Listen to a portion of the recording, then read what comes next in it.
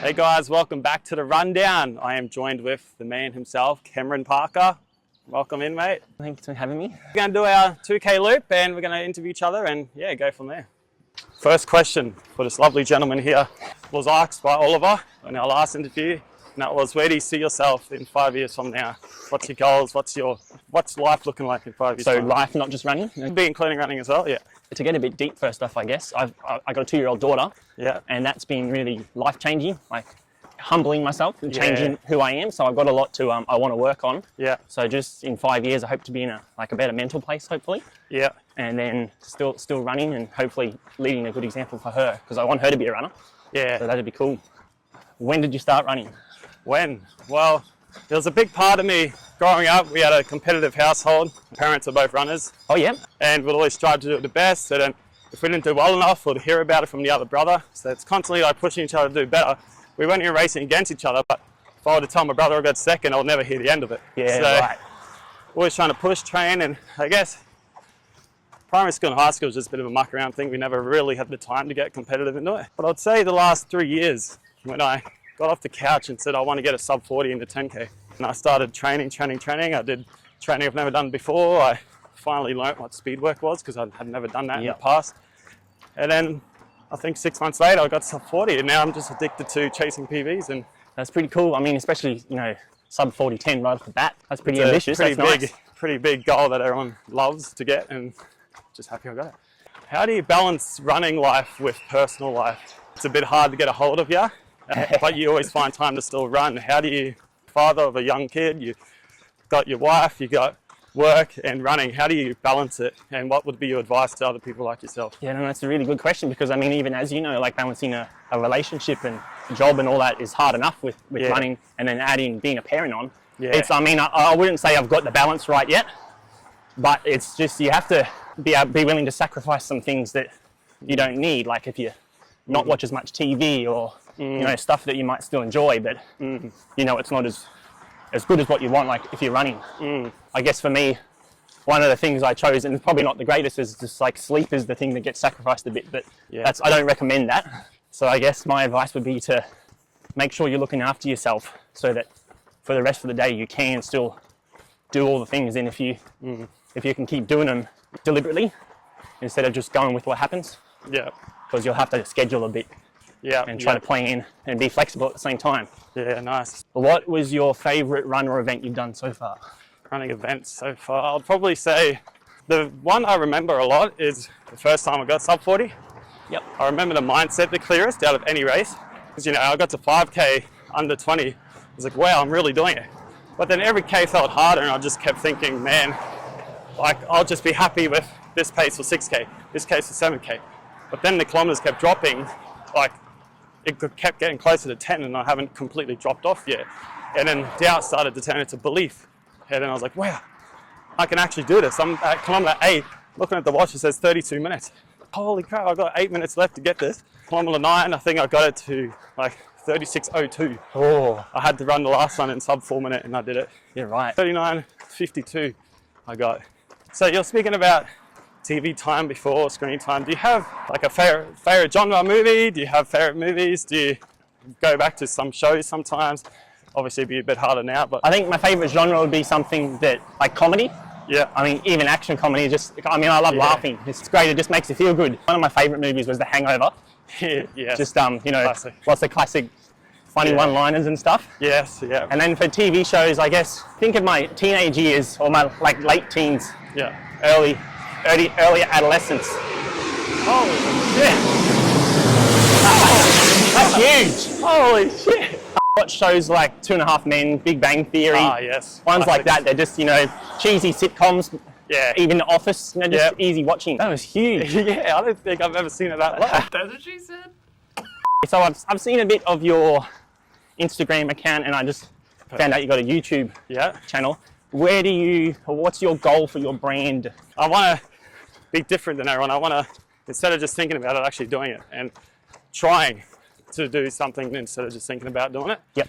I love running, and you see on social media so many runners out there posting content on social media, and everyone's just doing the same thing. I want to do something completely different, and I've actually put a lot of research into this idea, and no one's actually doing it. No one's doing live interviews while running, you know, trying to answer questions while breathing and running and focusing at the same time. And it all started with a little dream of mine. And yeah, so I guess the end goal will be to make money from it, make enough to not be rich, but just to get off the tools. Yeah, really love what I'm doing, and maybe run one day, you know, start coaching people as well. Oh yes, that'd be awesome. What would be your ideal life in 10 years? Kind of like the first question, but what's your end goal really? Yeah, realistically or ideally, it'd be nice to not have to work. I mean, the work-life balance in this world now is not really there at all, so that'd be nice to have that tweak somehow. Yeah. I'm still yet to really work out a way to achieve that. I've been trying to look at investing and the stock market and stuff. Yeah. Yeah, just be in a better place mentally and not so stressed about life and not feeling like I'm not achieving much, even though I know inside me I am. Like pressure. Yeah, that perceived pressure from society. Nothing specific, but also it's good to have a goal, like you said, you know, and strive towards it instead of just floating aimlessly. You have a family business, is that right? Yeah, my own plastering business. Yeah, are you the owner? Could you tell me more about that? Because I've always seen your business logo and stuff. Yes, I run a plastering company. For those who don't know, I install gyprock walls and ceilings and plaster all that, cornice, sanding, pretty much get everything nice and pretty for the painter. So all they have to do is paint the walls and ceilings. Yeah, right. We put the sheets on and do all that. So I started my own business about close to a year ago. Oh, wow. Did my 4-year apprenticeship. Wasn't a fan of it. I won't go into details, but it just wasn't for me. And my boss, great fella, said to me, you can go to Cairns, start your own business. And that's what I did, because I always enjoyed the work. I just didn't enjoy some other aspects of it. And I started it and loved it. Obviously, it's a bit scary being a sole trailer, having to pay your super, your taxes, holidays, everything. You got to put money aside. And yeah, it's matured me a lot more. And it's made me a lot more responsible, yeah. Nice, that's cool. That's good to hear. What is one worldview you view differently today compared to 5 years ago? What's one thing that you used to believe, but you have your doubts now? This could be anything. It could be about politics, news, food. I think I'll pick something that I don't know if it's completely different, but I'm just starting to unravel it, I guess. It's changed a lot. I used to think a lot of people around me, a lot of older people, they got it all figured out. Yeah. And I was inside I didn't feel I felt like I was still a kid in a way. Just at the surface level, when you meet people, you think they got it all figured out. They, put them on a pedestal in a way. Yeah. But now the more I get to know people and see things and understand life a bit, you can see that, we're all in the similar spot, where everyone's just figuring it out as they go. Yeah, no one's perfect. Everyone's just pretending to be. And so it's also branching off into being really compassionate. Yes. And understanding. Yeah, so that's shifted a lot in the last 5 or so years. Okay. I see you two have been together for 4 years now, is that right? That's correct, yeah. So how did you two meet? Shout out camera lady. How did we meet? Well, so we actually met at Gilligan's nightclub. Oh, wow, yep. It was just through a friend of a friend of a friend. But we had no interest in each other. It wasn't until Grass is Green, a music festival, 2021. I'm getting in trouble if I got that wrong. You got the nod of approval. We got the nod of approval. That's when we found each other at the festival, and we kind of already knew each other based off our first meet. We had a really fun time at the festival, actually spoke to each other. She added me on Snapchat. I had no memory of it, but then a few days later, we kept talking. We liked each other's vibe, and we had 3 dates, and then confirmed that we're officially dating. And that's beautiful. Now, 4 years later, we went to Bali and ate lots of food and drank cocktails. Wonderful. Matching tattoos soon, or? Oh, she's asking for it. Last question for you is, you've done something that not many people have done before. You've inspired me. You've inspired a lot of people. Talk us through your backyard ultra, your 15 laps, which those who don't know is 100 kilometers in one run. This man did 15 laps in 30-degree heat. Unbelievable. What was your mindset? How did you do so many laps, do so many Ks, and keep pushing yourself when everyone and everything is telling you to give up? Firstly, thank you for saying that. That's nice to hear. It was tough. That was the first year I think my daughter Maggie was only just 1 or just about to turn 1. I was definitely still adjusting to life as a parent. Yeah. I hadn't done a lot of training.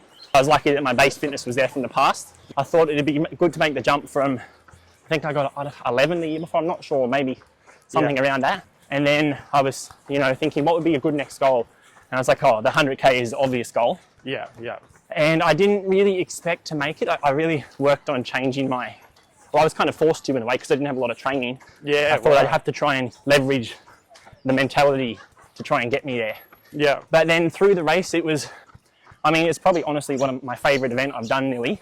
Like things just clicked in my head and I was like, I don't have to keep going. And even if I stop now, it's good, but I want to keep going. And I just ticked away and it was... You discovered a new it was beautiful. I mean, for the first 2 years at Backyard Ultra, for the first two I did, I just remember being so emotional at the end. Like you just spent, and I was nearly in tears and I was so happy. And you remember that. So that I'll use that as fuel going forward. Yeah, I don't know, it's hard to describe and you can't always harness that, but... You got to be at the do or die stage. Yeah, definitely. So that was a great experience. Yeah, awesome. Good, great answer. And hopefully that inspires a lot behind the camera. That was the rundown, episode 2 with Cameron. One question for you, mate. What's your next question for the next runner? We're asking every runner at the end. What's the next question? My next question would be, if you weren't running, what activity would you be doing in your life? Ooh, the nod of approval again. Thanks for your time, mate. Thanks for having me. Thank you. Oh yeah, hey.